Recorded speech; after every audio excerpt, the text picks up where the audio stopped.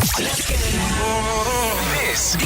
is the Fitzy and Whipper with Kate Ritchie podcast. Happy Friday, Fitzy and Whipper with Kate Ritchie. It is Ye Olde podcast. We are back. Hey, I've always wanted, because I always feel safe when I'm in a hotel room. Yeah. You feel secure, don't you? Yeah, you you feel do. safe. You can cuddle up What? into a bed with A hot water the bottle. housekeeper. Oh, no, I don't think you do.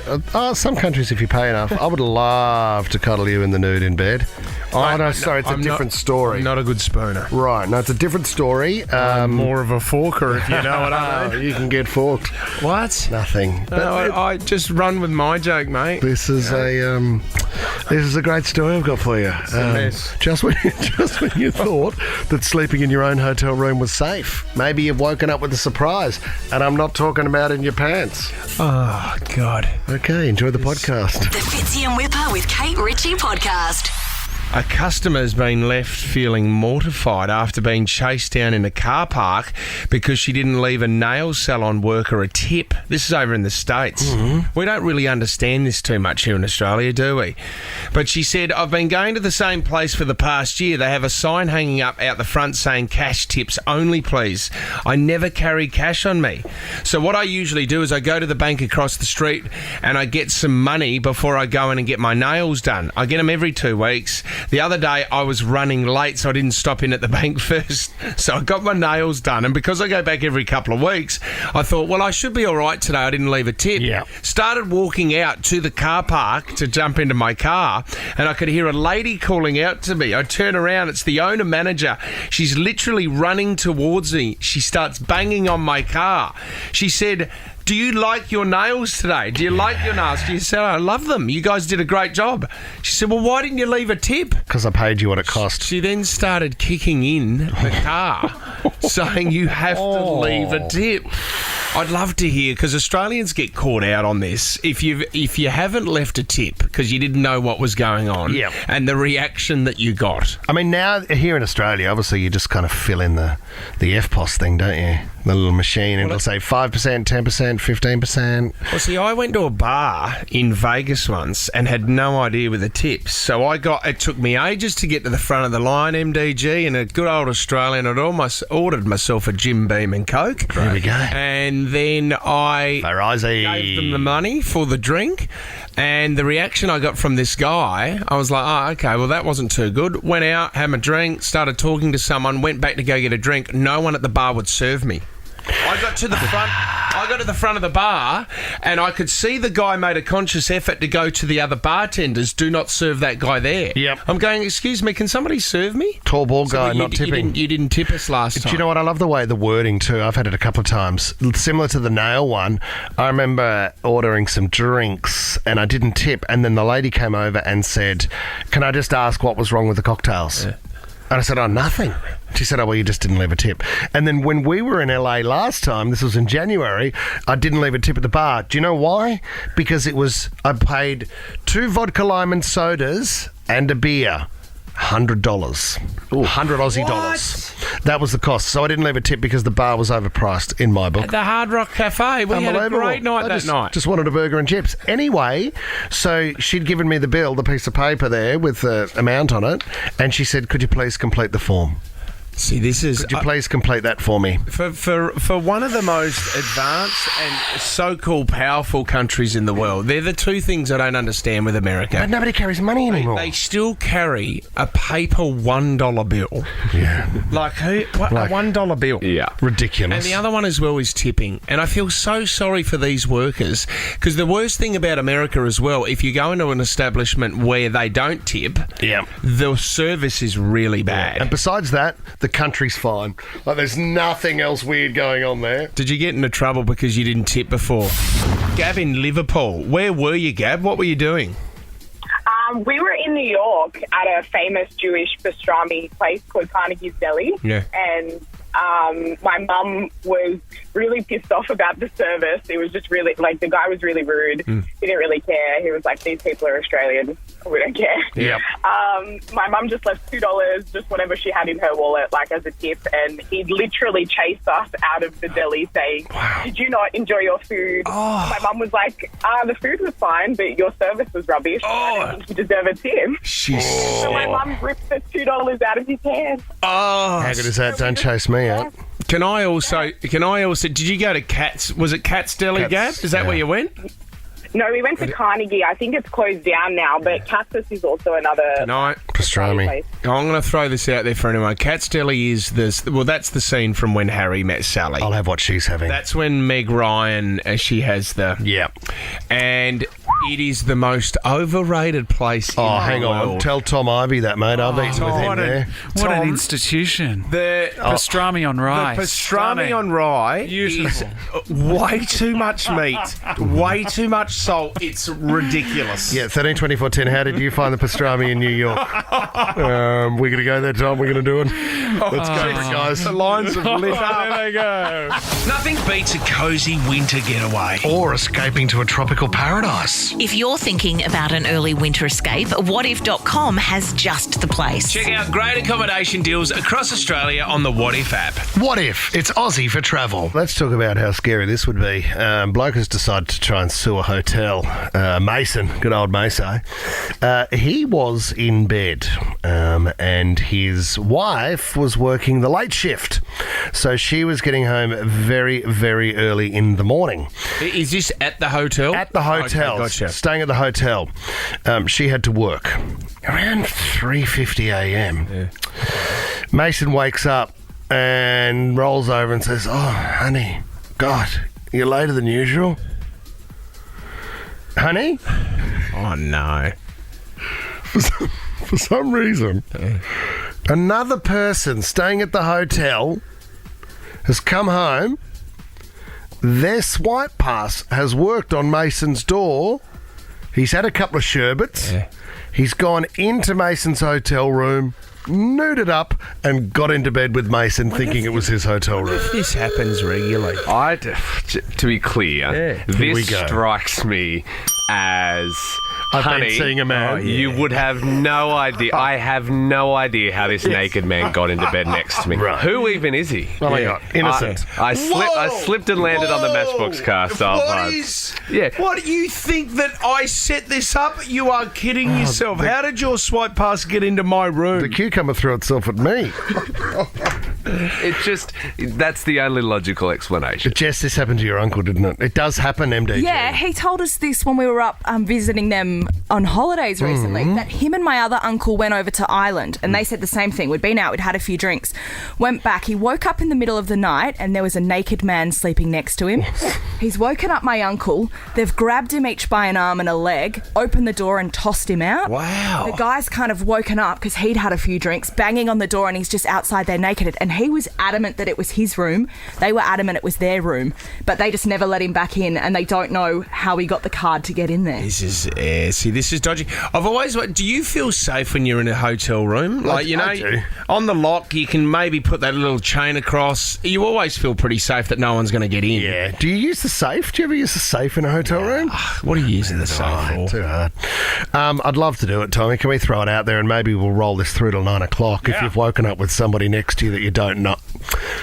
No, that's just a one-night stand, isn't it? Yeah, that's it. Honey, I don't even know. Who is this guy? No, 13, 24, 10. If you've woken up, what do we want to do? In a hotel room with someone naked next to you? It's a long shot. If you're woken up next to somebody you don't know. Yeah. How did it happen? Who were they and how did they get there? Housekeeping. As I live and breathe. Tom, just quickly, if you remember the story Robbie Williams told us when he was staying in his mate's castle. Oh, yeah. And the cleaner came in and said, saw Robbie's underpants on the floor and said, "Would you like a little bit of morning attention?" And Robbie went, "Oh, why not?"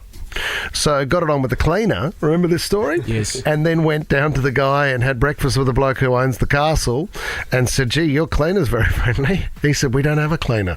Awesome. It was a fan. Yeah, fan got in. That had snuck in.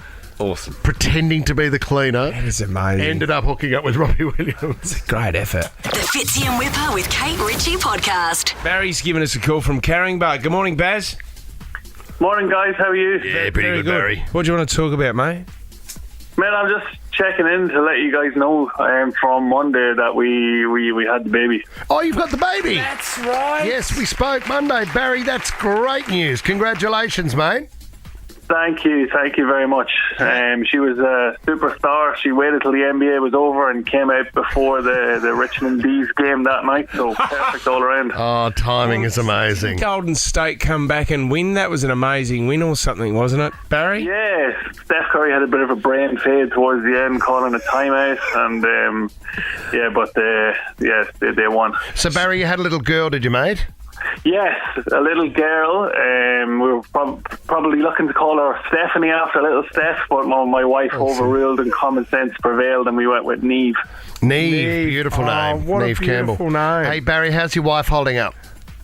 Yeah, look, my wife she's doing good now. She had a bit of a rough time after the birth. Look, I just, if it's okay, I just want to give her a big shout out. Say, look, I love her to bits. Like, we've been on a probably two and a half year journey to get here with lots of downs, but we never gave up when doctors and everybody's helped us, and we brought this little miracle into the world. So yeah, she's just an absolute superstar for what she went through over the last couple of years, and it's a really happy ending. So Do you know what, Barry? Barry, I was talking to a friend the other day, and they have one child, and he said, I would have loved another one. I'd have always loved to have had another kid. And I said, yeah, but hang on a minute. You got to remember, you won lotto.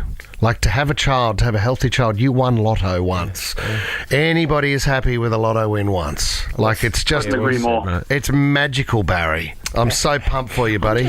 I'm really surprised you didn't get Stephanie over the line. That would have been a beautiful name. The other one, Barry, that we talk about on this show was the guy who was a huge football fan in the EPL, and he got his over the line with his wife to call their daughter Lanesra. That's right. Yeah, and she said, that's a beautiful name. Where'd you get that from? And he said, just come to me. Why don't we call it Lanesra? And she said, all right, that's a great idea. And then she found out a couple of years in that Lanesra backwards is Arsenal. Yep, all of a sudden, had a look at the letters in the name and went, hang on a minute. He got Arsenal into the name and got it backwards. Congratulations, Baz. Well done. Tommy, little something for Barry, please. Stay on the line, buddy. Yeah. We want to celebrate the birth and the work that you guys have done to get where why don't you're we at. do $200 cash to spend at Providor? So some restaurant quality meals delivered to your door. Great. Yeah. That'll help thank you out. so much, guys. Good on you, worries. Barry. Let's go to Gus now in North Sydney. What do you want to talk about, Gussie? Good morning, Fitz Whip, and condolences to Tommy for his last day. Last day, Tommy. See you, mate. Thank you for all your love and support, Gus, over the years. It's going to be really emotional today, Gus. Yeah. I don't really I'm care. already welling up. What's been your favourite bit with Tommy over the years, Gus? Definitely when he jumped into Sydney Harbour. I think that was pretty Oh, as a monumental. bin chook. So Dressed as a bin memories. chook in the Red Bull Flugtag. Yeah. I mean, funny for you, horrific for me, but if you had a good time. I would have thought the giant bin chook would have flown a bit further, but bit of a dead weight on the dough. You were, I tell you what, you were freaking out that day, Tommy. I've never seen you that nervous. I didn't realise the bin chook had brown feathers around the bum, but you were certainly very nervous. Tom. And Gus, you also, there's someone that passed away overnight that you wanted to talk about, Gussie. Is that correct? Yeah, just condolences to all the family and friends of Jerry Springer. He was such an icon over the years, and I was just wondering if you had any favourite moments that you remember. Oh, my God. To our viewing pleasure. Do you know what I always remember is security guard Steve. Do you remember Steve Yeah, that big used bald to break Steve. up the fights? What a great gig. I wonder, look, I'm throwing this out there, but do you reckon the Jerry chant will happen at his funeral? Could you imagine? And Steve's there by the coffin. And there's two in-laws fighting over the money he's made. Yeah, it would be. And the it will. would be fitting that, someone from the family just starts going for it. If you were Jerry Springer, would you have had an affair quietly on the side? right, knowing that you were going to die, just so, for the sake of everybody at the funeral, another woman can turn up. Just to go out with a bang? Yeah, and he has to make the decision who he's going home with. I mean, to think that they would bring somebody on, knowing they would talk about somebody, and they'd say, so you've been seeing somebody else in the relationship, and then have that person there ready to go. Gussie, was there an episode for you? Is anything sticks out for you, Gus? I think they were all good, but just the energy that he brought, and it was something completely different that no other channel was showing. Well said, Gus. Good memories for me. Outstanding, Gus. You've nailed it this morning. Well said, Gus. And you know what? For that, I'm giving you a bottle of double chin gin, mate. Thanks to Australian Distilling Co. It's all yours, Gus. Gus, anything? Thank you so much. Just quickly, Gus, anything going on in your life that could get you on the Jerry Springer Show if it was still around? No, I'm a good boy. Didn't sleep with a cousin or anything like that, Gus? No, didn't. No, I'm not the group. Okay, mate. The Fitzy and Whipper with Kate Ritchie podcast. Tommy didn't want to put this in the show. I said, you're kidding yourself, mate. This is one of the greatest mashups of all time. This better be good. You twisted my arm, Fitz. We've been talking about Ed Sheeran. He's in court at the moment. Obviously, Marvin Gaye's family is taking him to court with Thinking Out Loud. Gary Gay, yeah. No, it's not Gary Gay at all. But over the years, some songs just belong together. I mean, it's just a couple of examples. This one's okay. This is Mariah, Carey, Taylor Swift. See, that fits. That's okay. Anytime. Yep. Okay. Anytime you take a great song and you mash it up, you take a huge risk. Yeah, what about Nirvana and Rick Astley? Yes, please. Oh, hang on. I've been rickrolled. It's not bad. So that was pretty good. One of our other favourites was Wham and Limp Bizkit. Yes, please. I did it all for the nookie. Come on, the nookie. Come on, so you can take that cookie and stick it up your hair. Stick it up your hair. Stick it up your hair. Stick it up your hair. I didn't think you could get any better than Wham and Limp Bizkit. That's awesome. They have. I don't know how people are just sitting at home on their computers doing this.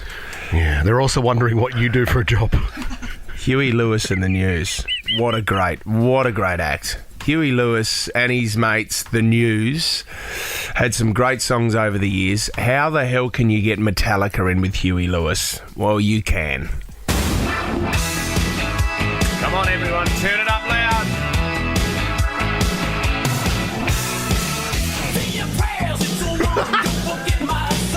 To include everyone, it works. It gets better.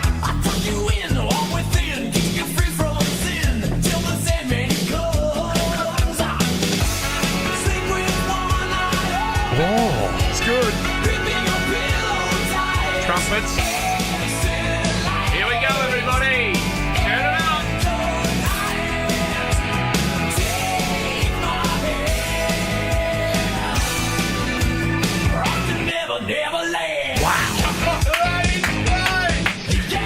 if you've just tuned in and you think Fitzy's lost his mind, you're spot on, he has. What a great way to start the weekend. Huey Lewis and also Metallica. You're listening to the Fitzy and Whipper with Kate Ritchie podcast. Did you guys have a good setup at home when you were a teenager at your parents' house? Yeah. I had a couch in my bedroom with a TV. Did you?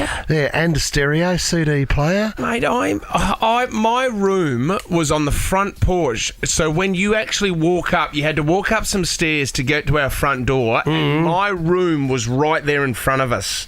So I could hear people walking around outside at night because we got broken into 3 times in a month. It used to freak me out. Yeah, I had the smallest room in the house. I was right next to the front door. Single bed? And I got single bed. I had an oversized single bed till I was about 16. And it was the worst. Just your legs hanging off the end of the bed, trying to drag the doona up. But 13, 24, 10, I want to hear from you because you know what? I had mates that had granny flats that they lived in out the back. That would have been amazing. I always wanted that. I always wanted somewhere I could sneak mates or girls in. Yeah. Or just have your own little... You know that in...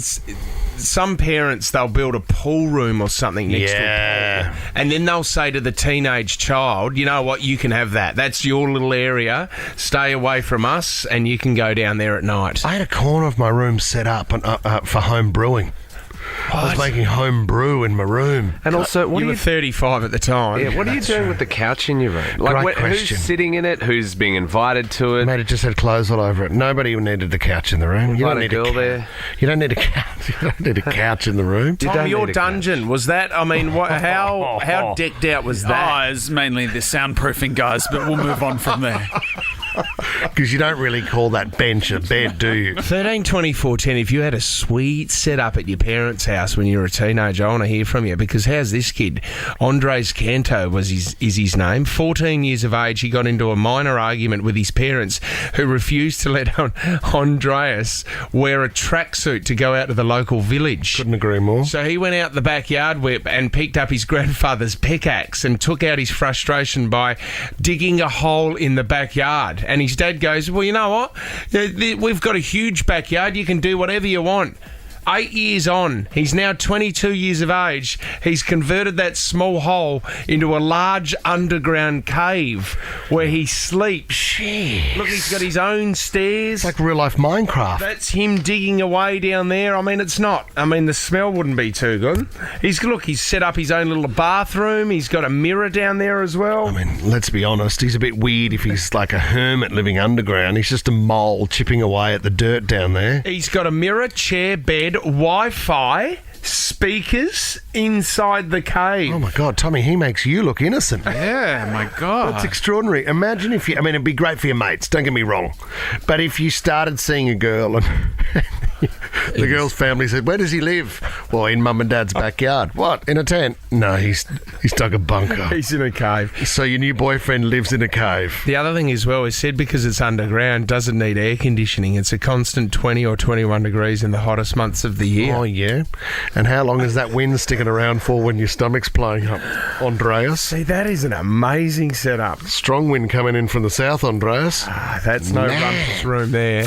You're listening to the Fitzy and Whipper with Kate Ritchie podcast. What do you got in your hot little hand there, mate? Well, I'm just talking about report cards and how nerve-wracking it is as a kid when you get a report card and you know that you're not going to do too well.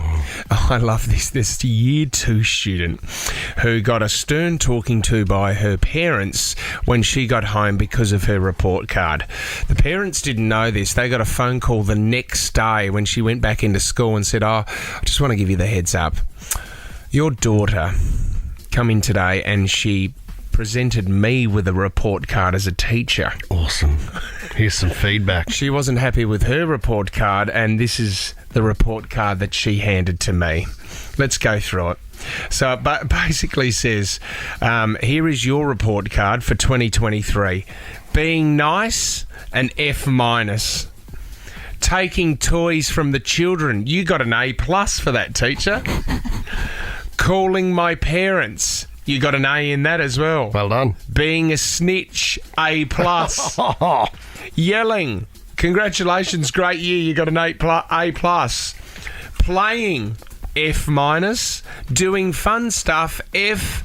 On the phone playing games, you got an A. Wow. And being the worst teacher at the school, AAA+. Wow, AAA. What a rating.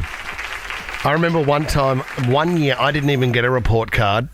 I got called into an office with my parents and the head of the year, who sat down and said, look, we really love his involvement in the school.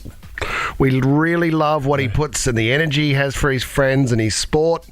But when it comes to the academic side of things, he just doesn't do anything. Yeah. He doesn't do anything. Yeah. We also love the fees that you pay us as well, so keep paying those. Keep paying them. Keep them coming, guys.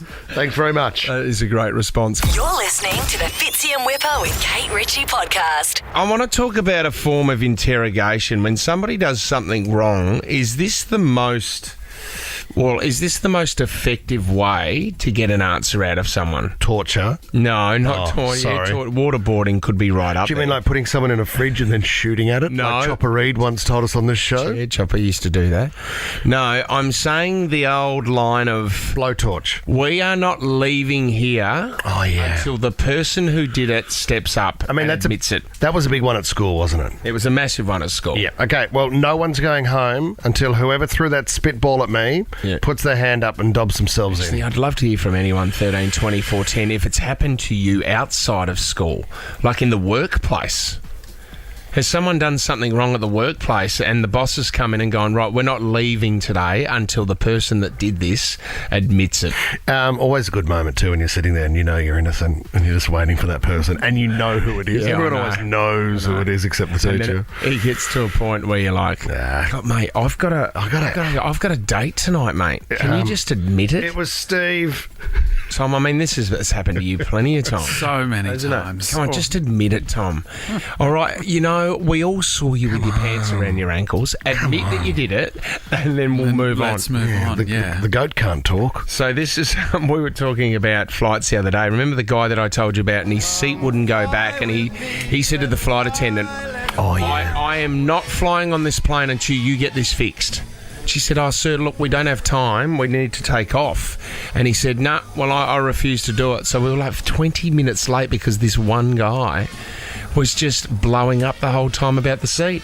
It's happened again. So this was on a Southwest flight over in the US, and Jennifer Shaper was on the flight. Someone spilled their rice as they sat down and refused to clean it up. Flight attendant walked down to do the exit the instructions. The routine, and she saw the rice and said, who spilled the rice?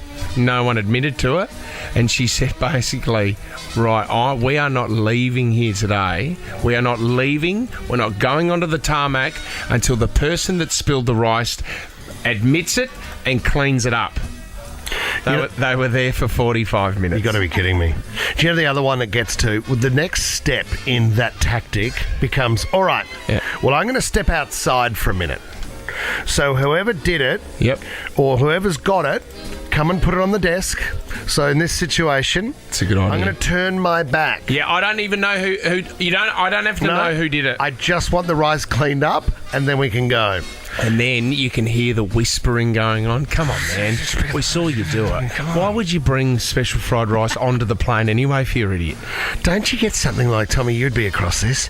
Isn't there, I know there here is in Australia, if an airline runs overtime, there's sort of a cost per minute.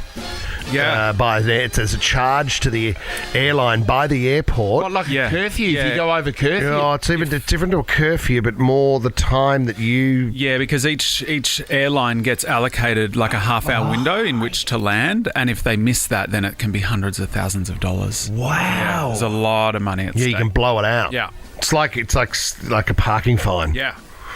45 minutes later, a passenger said, apologies to everyone. It was me. I will clean it up. The flight attendant said, thank you. Now we can take off. I forgot. For 45 minutes, I forgot. As it turns out, it was me. Yeah. Guys, I did all right, didn't I? Sorry. Pretty good acting for 45. Suckers. The Fitzy and Whipper with Kate Ritchie podcast.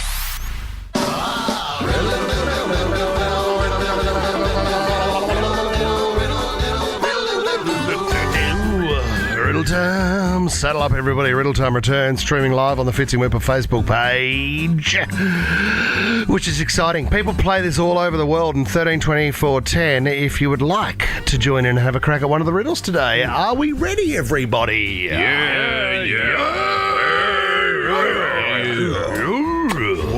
This is what we need a woman. Easy, boy. We've got that Huey Lewis and Metallica mash-up again. We don't need to hear We could play that at the end of the show. We've got time if you want. It's one of the best. Yeah, I'll play that later. But anyway, back to this one. Thank you, mate. Riddle time. Yeah, not just this one, a segment everybody loves. Tom, how are the numbers on the good book? Yeah, numbers on Facebook. 4? That's awesome. No, well, it's a double last week. I didn't think anyone was coming into the office today. No, it's absolutely going up. The numbers are absolutely well going said, up. Tom. That's why it's your last day. Absolutely. Okay, here we go with the first riddle. This one a little bit tricky.